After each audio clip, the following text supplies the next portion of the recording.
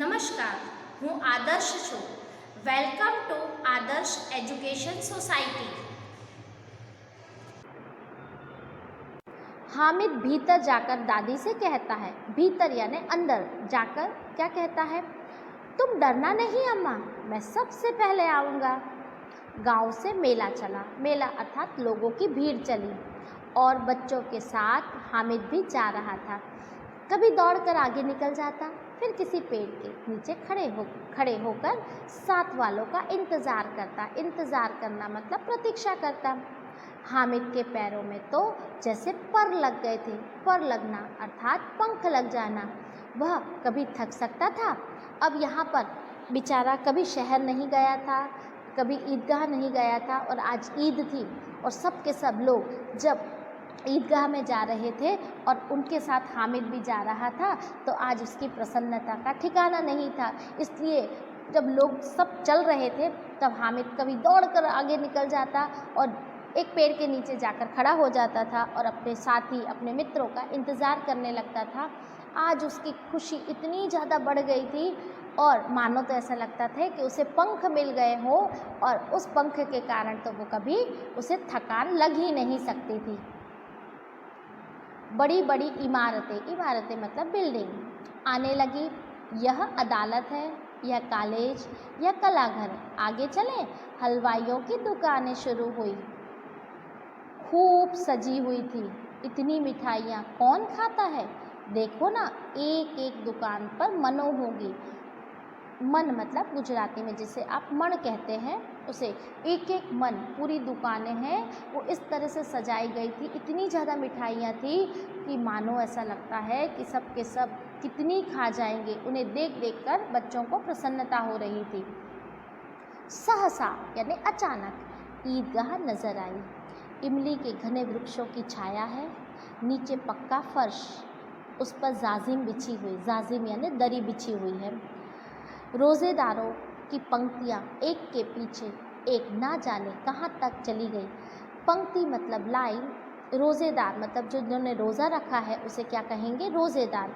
एक के पीछे एक लाइन से बैठते चले गए, खड़े होते चले गए। यहाँ कोई धन और पद नहीं देखता, अर्थात जब आप ईदगाह में नमाज़ पढ़ने के लिए जाते हो तो सब के सब रोज़ेदार नमाज़ पढ़ने के लिए जो एक लाइन से बैठते हैं उसमें ऊंच नीच, पैसा, मान, पद कुछ नहीं देखा जाता। सब के सब लोग समान होते हैं और एक साथ बैठकर वह नमाज अदा करते हैं। इन ग्रामीणों ने भी वज़ू किया। वज़ू करना मतलब यहाँ पर हाथ पैर धोना। आप बच्चों जानते हैं ना कि जब हम पूजा पाठ वगैरह कुछ भी करते हैं तो सबसे पहले हाथ पैर धोते हैं। तो यहाँ ग्रामीण भी गांव से चलकर आए थे, इसलिए उन्होंने यहाँ आकर अपने हाथ पैर धोए और वज़ू किया और पिछली पंक्ति यानी पीछे की लाइन में खड़े हो गए। कितना सुंदर संचालन यानी व्यवस्था थी। कितनी सुंदर व्यवस्था। हज़ारों के सिर एक साथ सिजदे में झुक जाते, फिर एक साथ खड़े हो जाते, मानो भ्रातृत्व का एक सूत्र समस्त आत्माओं को एक कड़ी में पिरोए हुए है।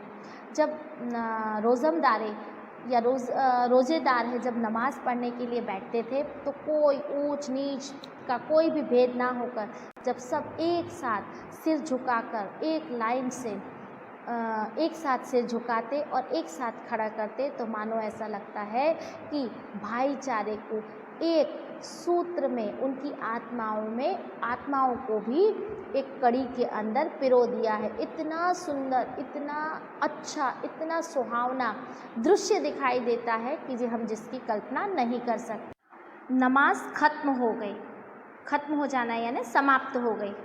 लोग आपस में गले मिल रहे हैं। अब मिठाइयाँ और खिलौनों की दुकान पर धावा होता है। धावा होना यानी आक्रमण होना, टूट पड़ना।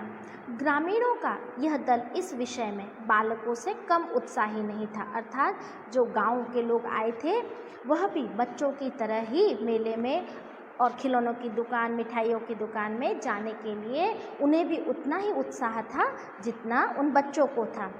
यह देखो हिंडोला, हिंडोला यानी झूला, 1 पैसे देकर चढ़ जाओ। कभी आसमान पर जाते मालूम होता है, कभी ज़मीन पर गिरते हुए। यह चरखी है। लकड़ी के हाथी, घोड़े और ऊँट छड़ों से लटके हुए हैं। 1 पैसा देकर बैठ जाओ और 25 चक्करों का मजा लो। महमूद, मोहसिन, नूरे और समी इन घोड़ों पर बैठते हैं। हामिद दूर खड़ा है, 3 पैसे उसके पास है। अपने कोष यानी खजाने में से का 1/3 जरा सा चक्कर खाने में नहीं दे सकता। हामिद ने सबको देखा कि सारे के सारे बच्चे हैं, झूले में, हिंडोले में बैठ रहे हैं, चरखी में जो लकड़ी की है हाथी घोड़े की उसमें बैठ रहे हैं, पर हामिद की जेब में मात्र 3 पैसे थे। इसलिए वह अपने उन 3 पैसों को मात्र और मात्र 25 चक्कर खाने में वह व्यर्थ नहीं करना चाहता था। इसलिए वह चुपचाप उन लोगों को चक्कर खाते हुए देख रहा था और खड़ा था। सब चरखियों से उतरते हैं, खिलौने लेंगे। इधर दुकानों की कतार लगी हुई है।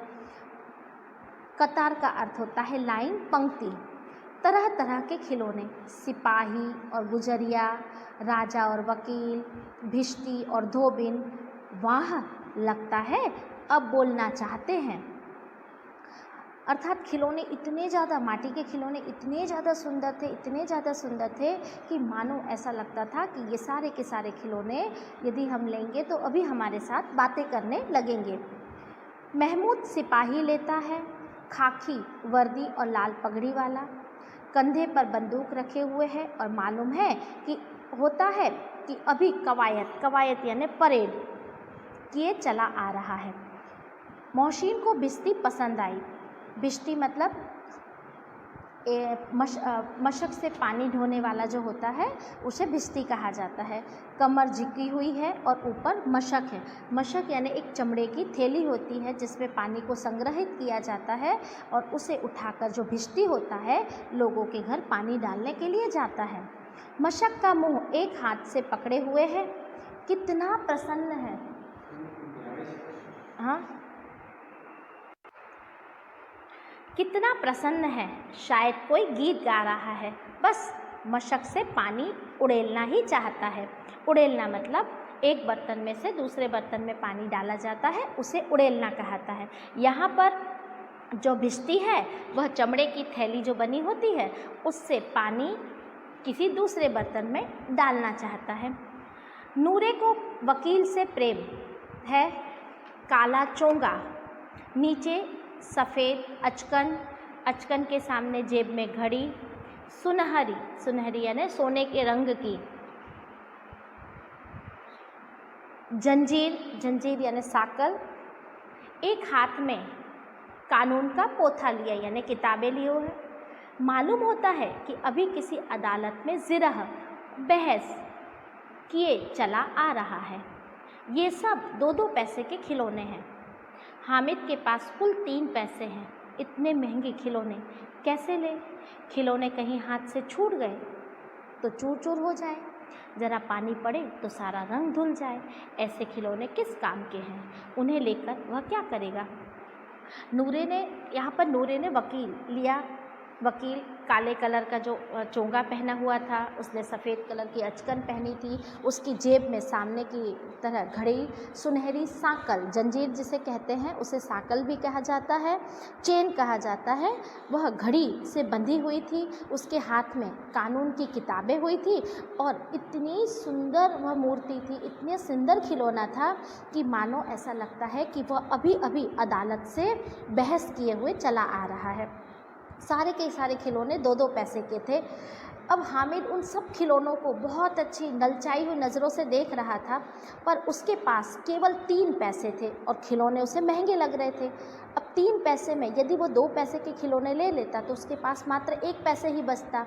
फिर वह सोचने लगा, यदि मैं 2 पैसे खिलौने में डाल दूंगा, और खिलौने ही तो हैं किसके? माटी के, और यदि मेरे हाथ से छूट गया तो नीचे गिरकर टुकड़े टुकड़े हो जाएंगे, और यदि ज़्यादा समय तक पड़ा रहे और उसके ऊपर पानी गिर जाए तो उसका जो रंग है वो पूरी तरह से धुल जाएगा। तो ऐसे खिलौने किस काम के? या मैं ऐसे खिलौने पर अपने 2 पैसे बर्बाद नहीं कर सकता। क्यों? क्योंकि ये सारे खिलौने यदि टूट जाएंगे, उसका कलर रंग खराब हो जाएगा तो कोई उसको क्या करेगा, उससे खेलेगा भी नहीं। इसे तो मैं नहीं ले सकता। ऐसा कर कर वह अपने विचारों में आगे बढ़ रहा था। बच्चों, आगे के पार्ट को हम पार्ट 3 में कंटिन्यू करेंगे। Thank you for joining us.